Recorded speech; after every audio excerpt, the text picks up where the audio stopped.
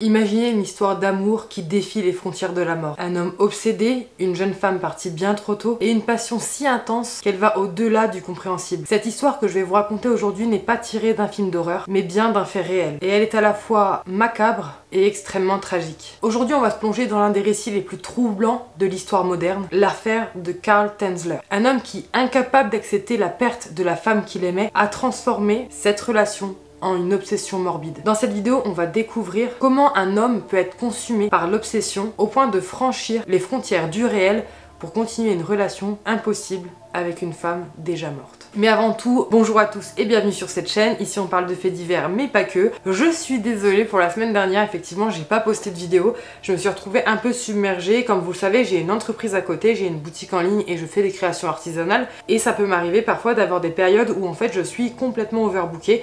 Et on va arriver dans les périodes les plus hautes de ma petite affaire, si on veut dire, avec Noël. Donc mes stocks sont en préparation et en fait les otaries que je vous avais montré dans une vidéo il y a pas longtemps ont fait un carton plein. Du coup c'est fait à la main, ça prend environ 5 jours à faire et enfin une otarie j'en coule par trentaine en général, mais j'en ai vendu en quelques semaines plus de 150, donc juste imaginez le bazar. Là j'ai réussi à remonter des stocks mais en fait j'étais complètement submergée et en parallèle je dois gérer la construction de ma maison, donc en fait tout ça réuni, ça a été un vrai bazar et j'ai eu du mal en fait à trouver un moment pour tourner la vidéo. Mon script était écrit mais pas la vidéo, j'ai pas pu la tourner, donc ce qui fait que là j'ai plusieurs scripts à tourner aujourd'hui, donc ça tombe bien, ça vous permet, je suis sûre d'avoir quelques vidéos en tout cas d'avance. L'histoire que je vais vous raconter aujourd'hui n'est pas une histoire extrêmement longue, c'est pas une vidéo qui va durer 40 minutes, 1 heure, quoique j'ai tendance à parler beaucoup donc on sait jamais, mais je la connaissais de base il y a hyper longtemps et me replonger dedans, et bien ça m'a laissé un goût particulier. Je sais pas trop comment me positionner sur cette histoire parce qu'elle est extrêmement morbide je trouve, mais il y a quand même pas mal de points intéressants à soulever par rapport à cette histoire et de questionnements à se poser. Voilà. Donc écoutez, installez-vous confortablement, écoutez-moi dans la voiture ou peu importe, parce que moi je sais que j'aime bien écouter les vidéos dans la voiture. Je les regarde pas, hein, je conduis, mais j'écoute. Et puis ben c'est parti pour l'histoire du jour.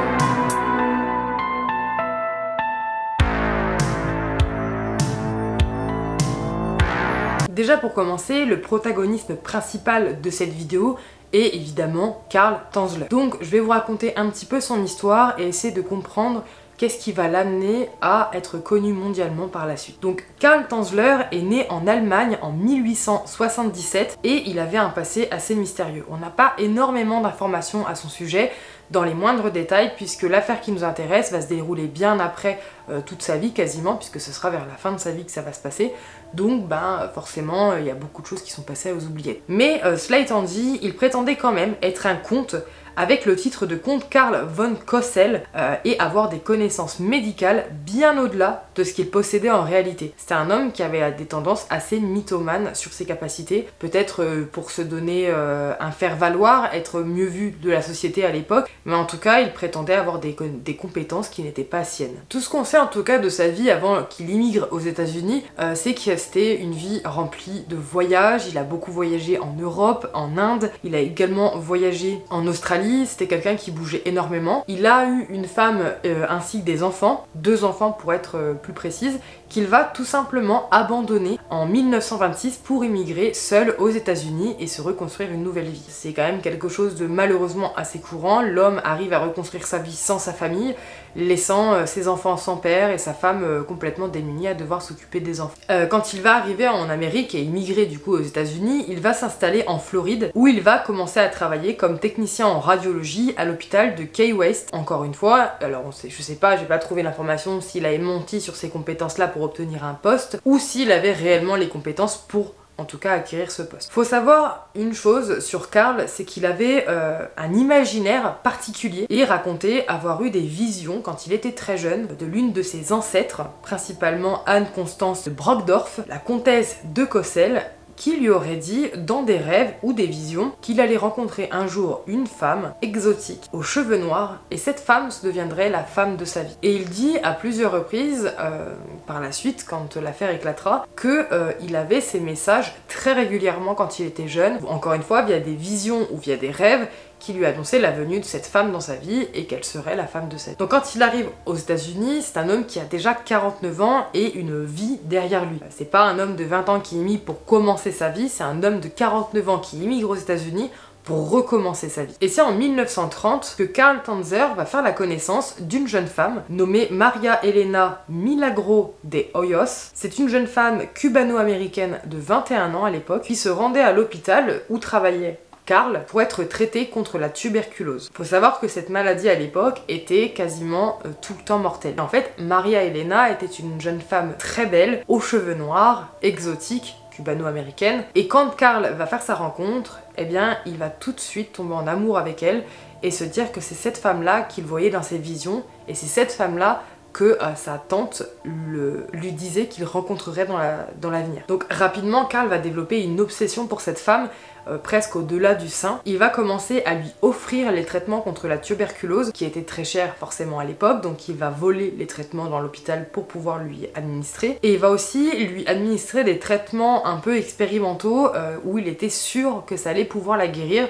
En gros, il se servait d'elle un peu comme cobaye, parce qu'il voulait absolument guérir cette femme, puisque la destinée était de vivre avec elle tout le reste de sa vie, puisque pour lui c'était la femme de sa vie. Et malheureusement, malgré les efforts de Carl Tanzler avec ses différents traitements expérimentaux, Maria Elena va décéder suite aux complications de sa maladie en 1931. Sans surprise, sa mort va complètement dévaster Carl Tanzler qui, eh bien, aura connu la femme de sa vie seulement un an dans une période très compliquée avec la maladie. Dire que lui était complètement persuadé que cette femme était la femme de sa vie et que c'était sa destinée. Et malgré ce que l'on peut penser, la relation entre Carl et Maria Elena ne s'arrêtera pas à la mort de celle-là. Tout d'abord, Carl va lui faire construire avec ses propres fonds un mausolée pour pouvoir l'enterrer dignement au cimetière.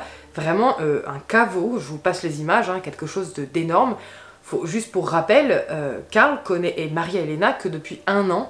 Ils n'ont pas réellement vécu une énorme histoire d'amour et c'est là où on peut comprendre déjà l'obsession qui lui voue. Et en fait, tous les jours, des heures et des heures, Carl va se rendre au cimetière, dans le mausolée, et s'asseoir auprès de Maria Elena, donc la tombe de Maria Elena, pour lui parler et rester très proche d'elle continuellement. Il va prétendre par la suite et dire que pendant ces moments où il était au cimetière près de Maria Elena, il l'entendait parler, ils arrivaient à avoir des discussions, son esprit lui parlait et son esprit lui ordonnait, il le poussait à la déterrer et la sortir de ce caveau puisqu'elle se sentait complètement enfermée et que ça ne lui convenait pas. C'est pourquoi en avril 1933, Carl Tanzler va faire l'impensable. Il va déterrer le corps de Maria Elena et le voler avant de l'emmener directement à son domicile et de commencer un long processus pour préserver le cadavre. Rien qu'à ce stade-là, on commence à comprendre que Carl Tanzler est un peu dérangé au point, et voue une obsession très malsaine à Maria Elena, au point d'aller chercher le cadavre de cette dernière, de le ramener chez lui pour continuer sa relation avec cette femme qu'il prétend être la femme de sa vie. On s'entend, un cadavre chez soi, c'est pas ce qu'il y a de plus facile à entretenir et à conserver. Un corps humain est composé de tissus mous qui se dégénèrent au fil du temps en décomposition, ce qui va créer forcément des liquides, une odeur, enfin je vous passe les détails mais c'est bien dégueulasse. Et forcément du coup Carl, qui est quand même dans le médical, va commencer un processus pour pouvoir conserver son corps. Et pour ça, il va utiliser diverses méthodes plus ou moins efficaces. Comme le corps va commencer à se décomposer et les tissus se nécroser, il va utiliser des morceaux de soie qu'il va enduire dans la cire pour remplacer les morceaux de peau qui se sont abîmés et qu'il faut enlever en fait. Il va reconstruire le visage de Maria Elena avec du plâtre et lui insérer des yeux de verre à la place de ses yeux normaux, on va dire. Il va lui mettre des yeux de verre en fait pour la conserver. Pour maintenir la structure de son corps, parce que, encore une fois, sans passer les détails un peu glauques, c'est pas censé, un corps humain n'est pas censé rester comme ça à vitam aeternam après la mort. Donc il va tout simplement enrouler les os de Maria Elena avec des fils de fer pour maintenir en fait son corps solidement et remplir son abdomen et les cavités en fait abdominales avec des chiffons pour pouvoir remplir et consolider le corps. Concernant l'odeur de décomposition, la mort a une odeur très particulière, c'est viscéral, hein, on est censé, en sentant cette odeur, s'éloigner de l'endroit où elle est. C'est l'instinct de survie, donc c'est une odeur qui forcément est extrêmement dérangeante pour nous, et je crois que ça doit être la pire odeur que l'être humain puisse sentir dans sa vie. La mort, personnellement j'ai jamais senti un cadavre, ça doit être assez rare de le faire. En revanche j'ai déjà senti un cadavre de chien, je me souviens, ou un animal, je sais plus ce que c'était en forêt. L'odeur est vraiment horrible. Un animal mort, je pense qu'on a tous déjà senti à peu près ça. C'est atroce, mais l'humain c'est au-dessus, hein.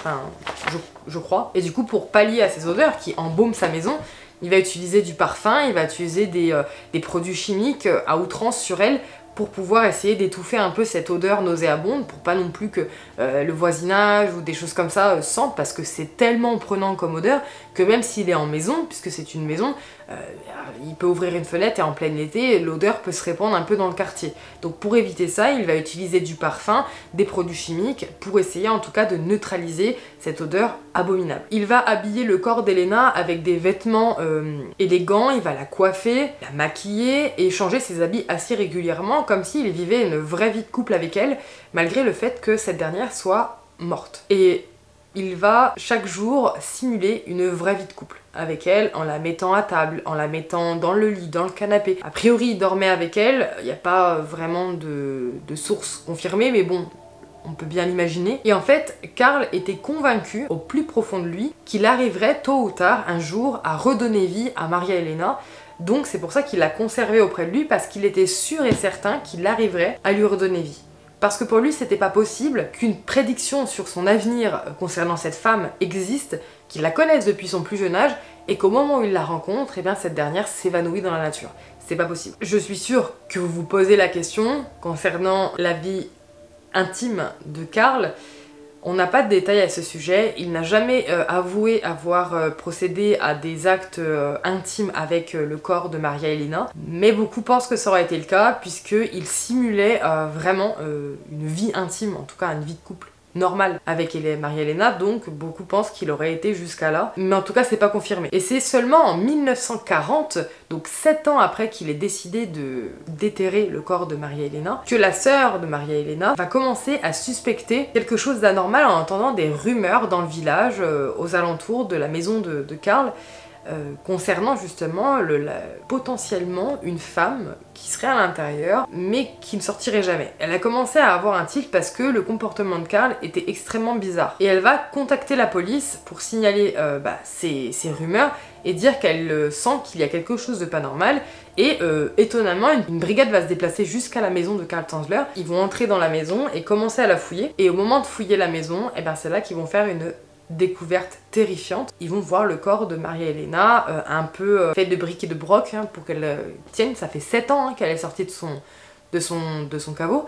Donc je pense que c'était pas très beau à voir. Et en fait, le cadavre était à moitié momifié, il était habillé et entretenu dans un état précaire, mais on pouvait quand même reconnaître qui était la femme présente. Donc tout de suite, Karl Tanzler, il va être arrêté pour profanation de tombe, mais le choc ne s'arrête pas là, parce que quand l'affaire va être rendue publique, eh bien l'opinion va être complètement divisée. Certaines personnes vont être horrifiées par ce qu'il a fait, mais d'autres voient en Karl Tanzler comme un romantique tragique, un homme tellement amoureux qu'il ne pouvait pas accepter la mort de la femme de ses rêves. Parce que dans le fond, c'est presque triste. L'homme était tellement amoureux de cette femme qu'il a été jusqu'à la déterrer et vivre avec un cadavre pendant 7 ans. Donc l'opinion publique était complètement partagée sur est-ce qu'il faut vraiment condamner et punir cet homme ou est-ce qu'il faudrait pas plutôt le plaindre. Donc Karl Tanzler va passer un bref moment en détention, mais il va pas pouvoir être jugé pour meurtre ou délit grave puisqu'il n'a pas commis de meurtre ou de délit important, il a profané une tombe, et les charges justement de profanation de cette tombe vont être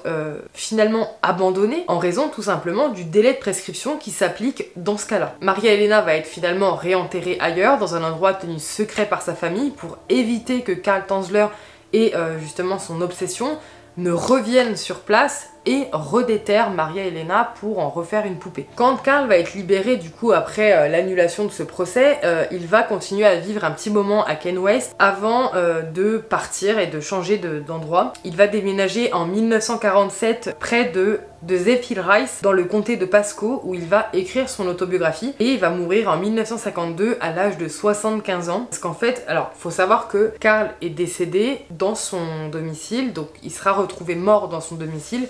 Et quand la police viendra et fera le tour de sa maison, ils vont retrouver une effigie grandeur nature de Maria Elena qui a été fabriquée à partir d'un mannequin pour qu'il continue à vivre avec elle.